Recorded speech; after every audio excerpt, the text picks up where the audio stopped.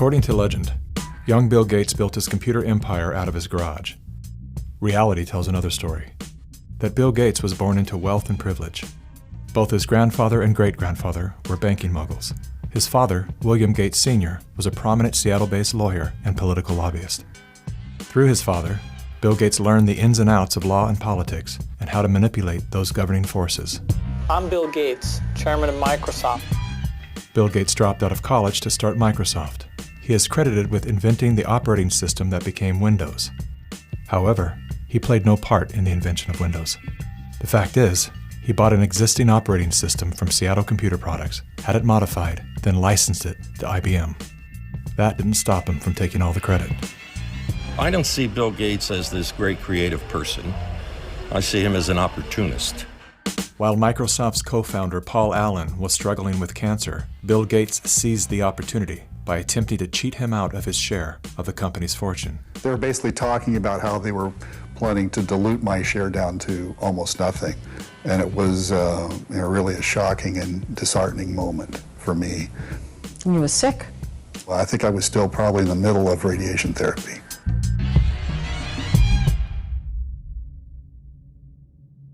Gates' business strategies came under fire in 1998 when the United States Department of Justice sued Microsoft for antitrust violations. This is tape 3 of the videotape deposition of Bill Gates on September. During the 18-month trial, Gates gave hours of videotape testimony.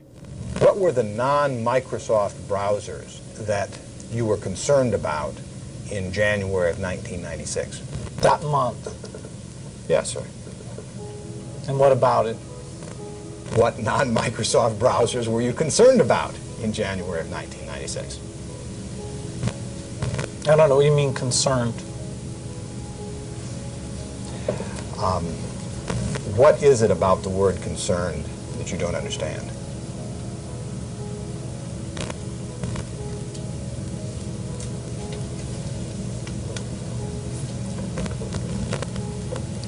I'm not sure what you mean by it. The Justice Department has charged Microsoft with engaging in anti-competitive and exclusionary practices designed to maintain its monopoly in personal computer operating systems. In a move to overshadow the negative press, Gates invested $100 million to set up the Bill and Melinda Gates Foundation. Overnight, Bill Gates transformed his public image from ruthless tech monopolizer to the world's most generous philanthropist. I'm pleased to announce that we're pledging an additional $1 billion to We had the chance to witness Bill Gates 2.0, the man you don't know. The rebranding campaign paid off. His net worth swiftly doubled, earning Bill Gates the title of richest man in the world. You've invested $10 billion in vaccinations over the last 2 decades, and you figured out the return on investment for that, and it kind of stunned me. Can you walk us through the math? In a Wall Street essay, Bill Gates declared vaccines the best investment I've ever made. There's been over a 20-to-1 return. So if you just look at the economic benefits, that's a pretty strong number compared to anything else. The Gates Foundation expanded rapidly into a massive, vertically integrated, multinational corporation, controlling every step in a supply chain that reaches from its Seattle-based boardrooms to the villages of Africa and Asia. Is the world's largest private philanthropy causing harm? The Bill and Melinda Gates Foundation has made millions of dollars each year from companies blamed for many of the same social and health problems the foundation seeks to address. The Gates Foundation has investments in 69 of the worst polluting companies in the U.S. and Canada. Other companies in the foundation's portfolio have been accused of transgressions, including forcing thousands of people to lose their homes, supporting child labor, defrauding and neglecting patients in need of medical care. The Gates Foundation has not provided details. William H. Gates III and Melinda French Gates. As a top donor to both the WHO and the CDC, no one man has more power than Bill Gates to influence and control the health and medical freedom of all people. Normalcy only returns when we've largely vaccinated the entire global population. This will be the new normal until a vaccine is developed. Until we find a vaccine, going back to normal means putting lives at risk. We need to produce it and to deploy it in every single corner of the world. Full vaccination of our children and pregnant women. Development of new vaccines, therapeutics and diagnostics. For effective vaccines and therapeutics are developed.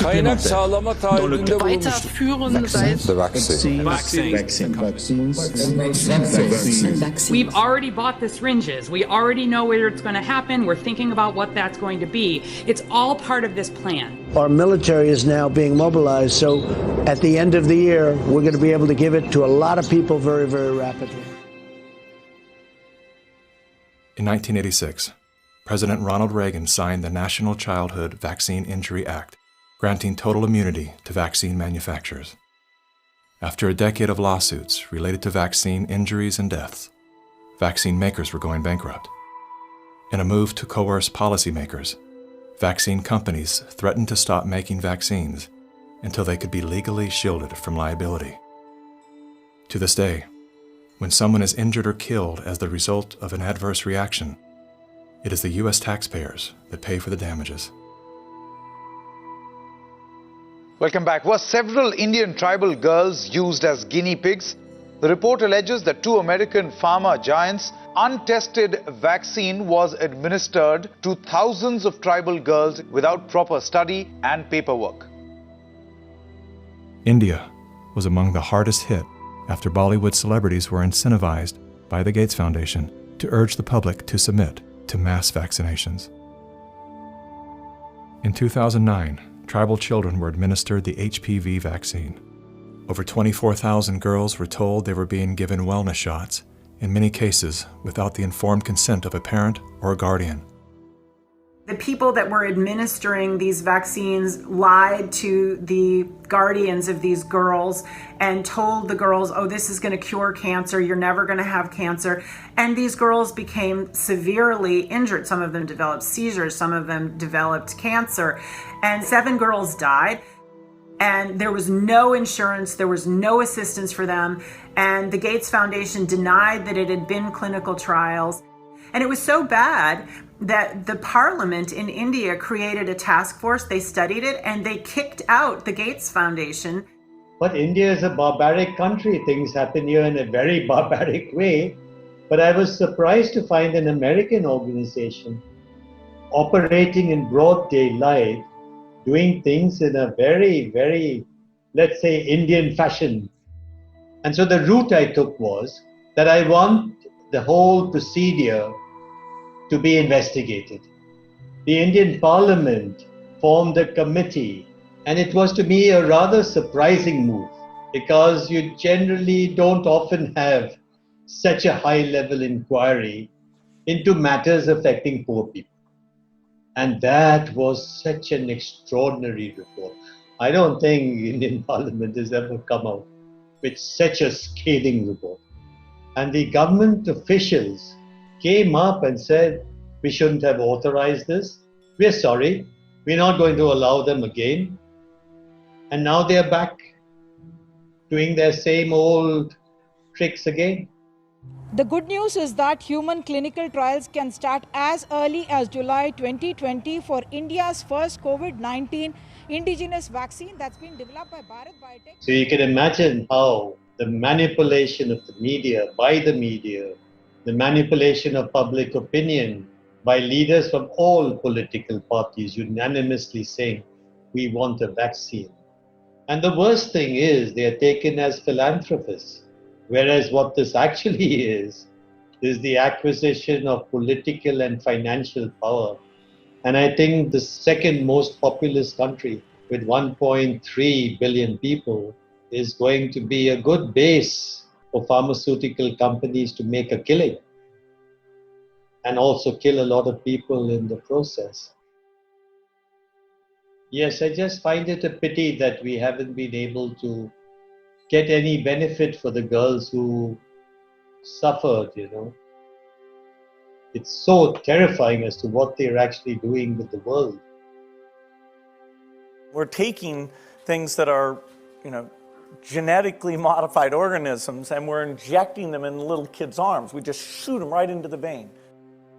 A 2018 scientific study released in the International Journal of Environmental Research and Public Health concluded that over 490,000 children in India developed paralysis as a result of the Gates-supported oral polio vaccine that was administered between the years of 2000 and 2017. Using all the usual sleight of hand, US-based media and fact-checkers rushed to bury this story. But thanks to the meticulous work of a team of Indian researchers and doctors, the inconvenient truth lives on the NIH.gov website. It's my honor to introduce Bill and Melinda Gates. Without any medical training, Bill and Melinda Gates founded the Global Alliance for Vaccines and Immunization, through which they fulfill their agenda to vaccinate the world. The foundation has been sued by the governments of some of the poorest and most vulnerable nations for causing serious harm through experimental vaccine programs. If you just look at healthcare workers around the world, they deserve to get the vaccine first. You know, here in the United States, really, it's going to be Black people who really should get it first, and many Indigenous people. Vaccines were always taught to us that it was safe, it was healthy, this is things that we had to do. But given the position that I am in now as a state legislator, and looking at these studies and reviewing a lot of these studies, is very scary. And I want the African American community to open up their eyes. Of all the places that Mr. Gates could have gone in the world, why did he settle on Africa? It's not because he cares about people that look like me. He cares about an agenda. African bodies have been used as lab rats for many years for Big Pharma. They are using us for trials, they are using us for testing, but as an African, I say no more. Africans, they're tired of becoming the guinea pigs of the world. Their antennas are raised and they're telling each other all over social media. They're on high alert right now. There is a policy of the American government. It's called the Kissinger Report, which was produced in the mid-70s. And it explicitly states that the purpose of the foreign policy in Africa was to reduce the population, because they have great mineral resources there. At the time, Kissinger and those involved with the Carter administration wanted to shrink the population, make sure that the Africans do not develop and do not use the resources for themselves, because we in the States, we need them. There is a concerted effort of foreign powers to control the population of Africa. Some children did survive the botched vaccinations last month and will recover, but 15, all under the age of 5, died from fever, vomiting, and diarrhea. Human errors contributed to the unfortunate deaths of the children. How can you believe Big Pharma, but not believe these parents when they tell you that their children have been injured by Big Pharma? I don't care how big this corporate machine looks. As a parent, I can tell you, these people will never stop fighting for their kids.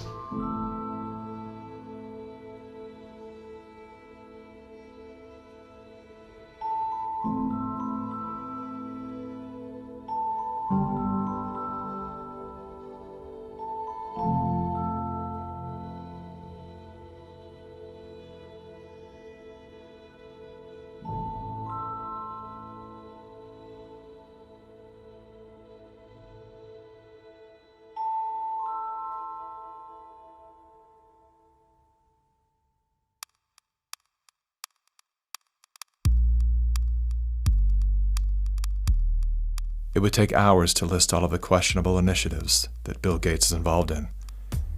Here's a few of the highlights. Gates is one of the key funders in the stratospheric-controlled perturbation experiment designed to block out the sun in an effort to control global warming by releasing massive amounts of calcium carbonate and other materials into the upper atmosphere. Critics, including environmental scientists, have called the project a global genocide experiment. Gates has invested over $1 billion in Earth Now's global surveillance project. The project will launch hundreds of satellites into space, which will allow for the 24/7 monitoring of all people everywhere. In partnership with MIT, Bill Gates has developed a new technology that allows vaccines to be injected under your skin along with your medical records. The quantum dot tattoo will implant an invisible certificate that can be scanned by authorities using a cell phone app and infrared light. Eventually, what we'll have to have is certificates of who's a recovered person, who's a vaccinated person. So eventually there will be this digital immunity proof. The EPA recently approved an experimental use permit to ᴊxʀɪr, a biotech company funded by the Bill and Melinda Gates Foundation. In an effort to fight malaria, ᴊxʀɪr will soon release millions of genetically modified mosquitoes in various U.S. states. According to the NIH website, programs are being developed to allow human immunization via mosquito bite. It was Science magazine that coined the phrase, flying syringes. Would you raise your hand, please? Do you solemnly swear the testimony you're about to give in the matter now pending should be the... A shocking new report from the New York Times sheds light on the connection between Microsoft founder Bill Gates and the late Jeffrey Epstein. You report these two men met at least 6 times. Well, I believe there were more. This included visits to the mansion, seeing each other in Seattle, flying on Epstein's plane. When flight logs revealed that Gates had been a passenger on the Lolita Express, he claimed that he didn't know that the private jet belonged to Epstein. He also denied that he and Mr. Epstein were involved in any business deals. However, an expose by the New York Times revealed that not only did Bill Gates initiate a relationship with Jeffrey Epstein well after he was convicted of sex crimes, but the two were also involved in the process of co-founding a multi-billion-dollar charitable fund. Why would they ever set up a charitable trust benefiting Jeffrey Epstein? That it was all about philanthropy, that Bill Gates just wanted to find new sources of money. Why would one of the richest men in the world choose to partner with the world's most notorious pedophile? A deeper dive into Epstein's world revealed that the two men had more in common than meets the eye. Like Gates, Epstein was a billionaire philanthropist with a passion for science, health, education, and children. The Jeffrey Epstein Foundation donated millions of dollars to top universities, science institutes, medical schools, early education programs, youth initiatives, and international peace accords. Bill Gates is either the most misunderstood man alive or one of the most convincing con men to ever live.